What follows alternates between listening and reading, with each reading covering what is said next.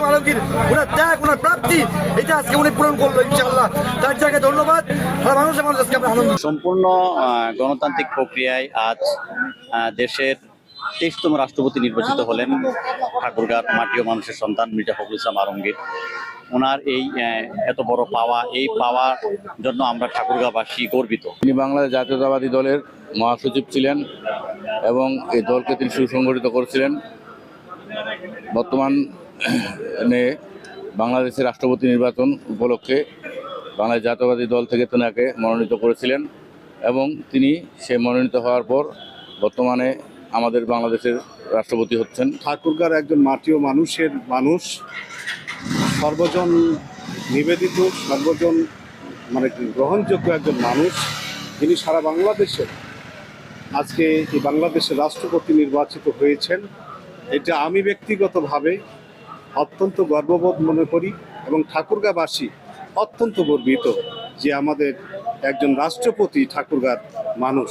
বাংলাদেশের 23তম রাষ্ট্রপতি হিসাবে সদ্য যে উনি নির্বাচিত হয়েছেন, এটাতে আমরা অত্যন্ত খুশি, অত্যন্ত আনন্দিত এবং আমরা অত্যন্ত নিজেদেরকে গর্বিতও মনে করছি যে আমাদের ঠাকুরগাঁয়ের মতো জায়গা থেকে আমাদের এই সুযোগ্য সন্তান বাংলাদেশের রাষ্ট্রপতি নির্বাচিত হয়েছেন।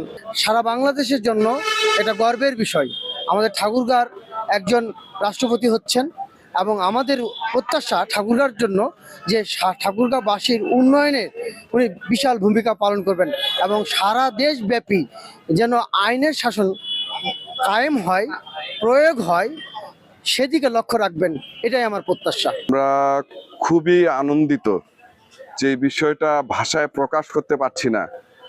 আমরা দেখেছি সেই ছোট্টবেলা থেকে যে মানুষটি এই পৌরসভার চেয়ারম্যান থেকে আজকে রাষ্ট্রপতি, সেই মানুষটি গত 17 বছরে অসংখ্য মামলা নিয়ে প্রায় 11 বার জেলখানায় গিয়ে প্রায় 3.5 বছরের উপর কারাগারে থেকে গোটা বাংলাদেশ অর্থাৎ গোটা বাংলাদেশের গণমানুষকে একত্রিত করে একটি দানব ফ্যাসিবাদ সরকারকে এদেশ থেকে এবং 24 সালের এই যে আন্দোলন হয়েছে ছাত্র জনতাকে সঙ্গে নিয়ে এই বাংলাদেশ থেকে উনি ফ্যাসিবাদ মুক্ত করেছেন। ঠাকুরগাঁবাসী ওনার কাছে ঋণী, আবারও বলছি আমরা ঋণী।